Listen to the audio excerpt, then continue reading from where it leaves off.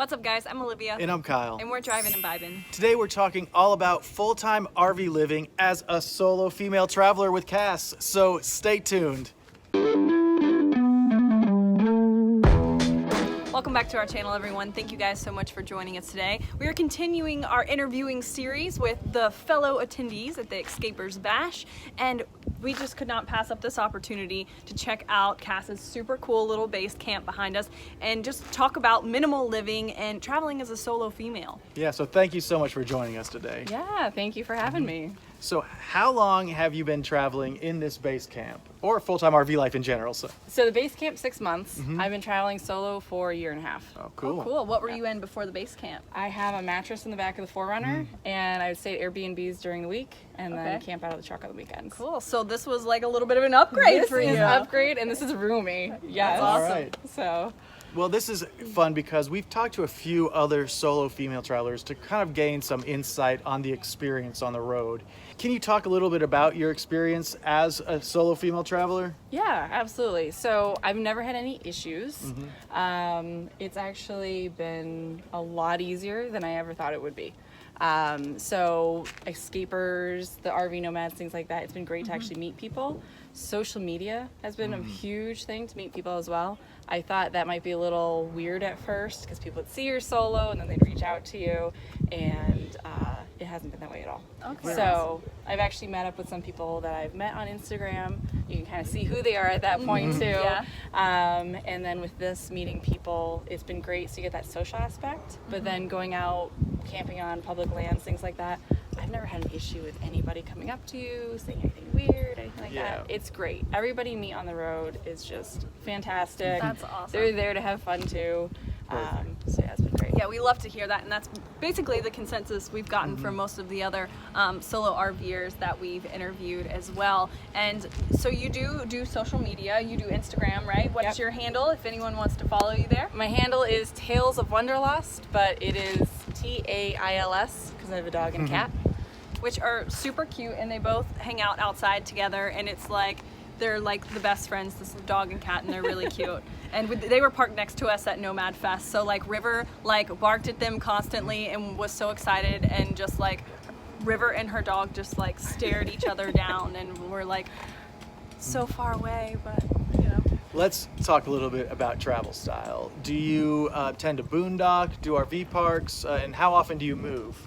I move a lot, so I've done 40,000 miles in a year and a half. Wow. So my family's in upstate New York, and I've gone back there 3 times already. So I come out here, I do BLM land out here, and then parents' driveway, friends over there, and then a lot of Walmarts on the way in between. And then when I'm in the east, I do a lot of RV parks because there's not as much public land out there. And then the humidity, I don't like the humidity, so I want the air conditioning or the heat. Most definitely. So. How did your family react to you wanting to do this and live this lifestyle?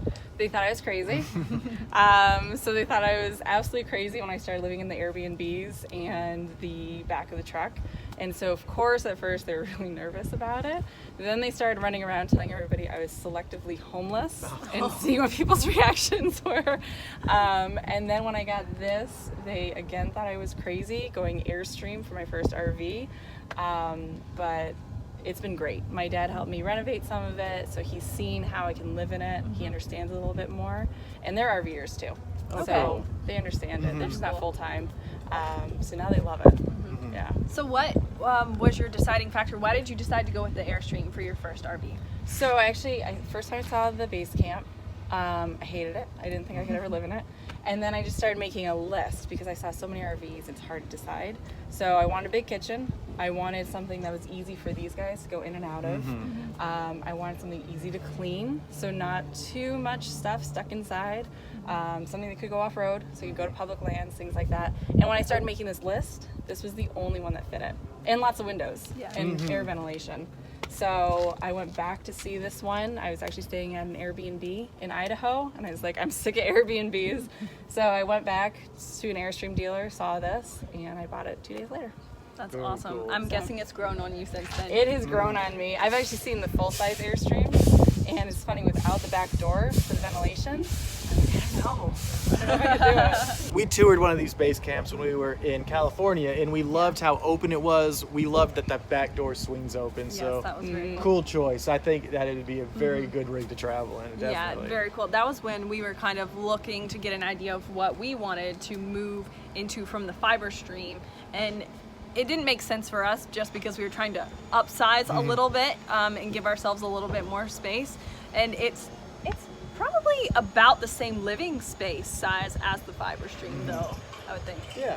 Give us one challenge that you've had with the AIRSTREAM, because I know there's got to be a challenge.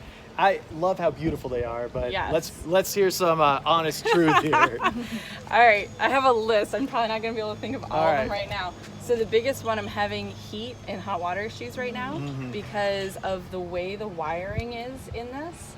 And the propane line is to get back to the unit.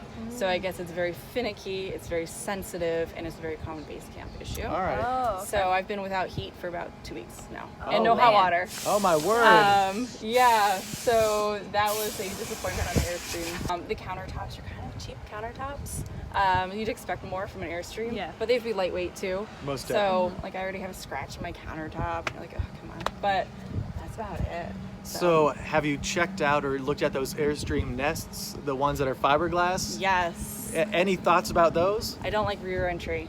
I got you. So before all of this, I actually bought a 2001 Chinook Concourse, and I was going to try to renovate it, which was a disaster. So the fact that you're getting through a renovation, good for you. I gave up on it and I sold it. But the one thing I noticed is it was rear door, and you don't get the perspective. So with having the animals running outside during the day, you can't keep an eye on them as well. Oh, yeah, that's a good point. Let's talk a little bit about remote work, because you do work full time, right? Yes, I do. Yep. Can you explain or tell us about your experience of how you stay connected and are able to work 40 hours a week from the base camp? Yeah, absolutely. So that took a lot of adapting. My office setup has changed probably 4 times so far. But I have an AT&T Mobley device and then a Verizon hotspot. And then Camp Park Wi-Fi has actually been pretty good so far. So I have a dual monitor system with a laptop. I plug into those boosters or those cell devices. I have a booster on top. Oh, it sounds like you got No it set problem up. so far? No problem so Awesome. far. So far. Fingers crossed. Yes. Okay, so we already talked about how you travel with a dog and a cat. Are there any special considerations or anything you've run into about traveling with pets in a small space? Yes. So litter is terrible, and the cat refuses to go outside. So the litter box is essential to find a good setup in your RV where he can get to it. It can be hopefully an enclosed litter box system, and then there's going to be tracking of litter. So you just have to know you're going to be cleaning a lot. Getting them used to the travel took a little bit too. So we do a lot of treats with the dog, a lot of treats with the cat, try to make them enjoy the travel.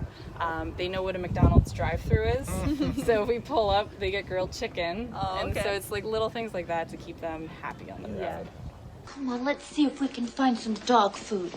That's cool. Yeah. We love giving River some McDonald's treats every now and again as well. Yeah, especially on long travel days and stuff. She'll get like a little hamburger or, grilled chicken or something. That's awesome. Let's talk a little bit about your off-grid system. I see there's a generator out here, right? Is that yours? It is not mine. Oh, perfect. Yes, So you're I just had to borrow that. Oh yeah, all right. So you're Yes. doing solar though, mostly, I'm right? doing mostly solar. The last 3 cloudy days kind of put me under, so that's why I had the generator to kind of put a pot back on it. But I have 160 watts of solar up on the roof. They came with the AIRSTREAM. You can get them as an option. Oh, that's nice. And it's been enough to run everything. Perfect. So I had to install 2 12-volt plugs to charge the laptop, but everything else is USB in there. What type of batteries do you have in here? The standard stock AIRSTREAM ones. All right. Yeah. Okay.